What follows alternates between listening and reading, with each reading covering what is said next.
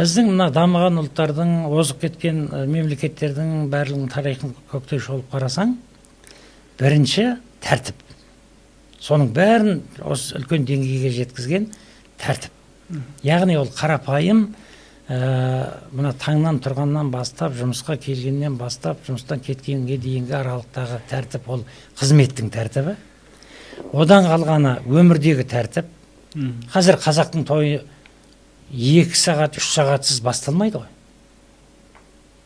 Біздің тәртібіміз қайда? Түннің бір уағында бітеді. Біздің үлгіміз қайда? Түннің бір уағында есеңгіреп шығады. Үлкен де кіші де ана шуылдаған музыкадан естен танып шығады.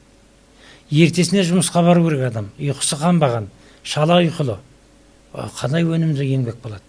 Міне еңбек пен тәртіп бұл қоғам, осы қазақ қоғамын алға жетелейтін үлкен күш.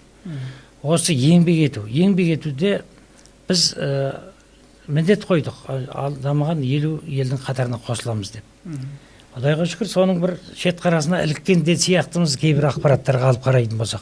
Бірақ анау Жапон алға кеткен, анау Оңтүстік Корея, мына көрші отырған Қытай, Европаның елдері, Америка, Африка елдері бәрі жанталасып жатыр. Олар қазақ көшін дүзеп бізге қатарымызға қосылсын деп қарап тосып отырмайды ғой. Оның бәрі алға кетіп бара жатыр. Зымырап бара жатыр уақыт деген. Сол зымыраған уақытты заманның ыңғайына қарай пайдалану. Тағы да қазақтың әлгі заманың түлкі болса тазы боп шал дегені бар ғой. Міне қарасаңыз, түлкі болаң заманда тазы боп шалу деген әдіске, амалға, айдаға байланысты. Әрекетке байланысты. Нақты мақсатқа байланысты. Сондықтан қазақ жастары ол ұйқы 3 күн жатса да ұйқы қанбайтын ұйқы қанбайды. Ұлттың өзі қазір бір үлкен дертке келді, ұйқысыздық дертіне келді. Үлкен де кіші де қазір уақытылы ұйықтап жатпайды. Осы мәселеде де біз мұқият болуымыз керек. Ол денсаулықтың кепілі ұйқы деген.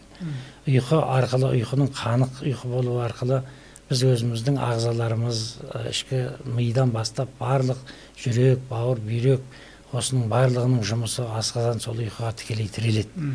Осы тұрғыдан алғанда да біздің қазақ қауымына менің айтар нәрсем, мына құс биологиялық цикл деген бар. Құс ұясына қонады ғой. Бір құс одан кейін таң бозында шырылдап қайта боянады.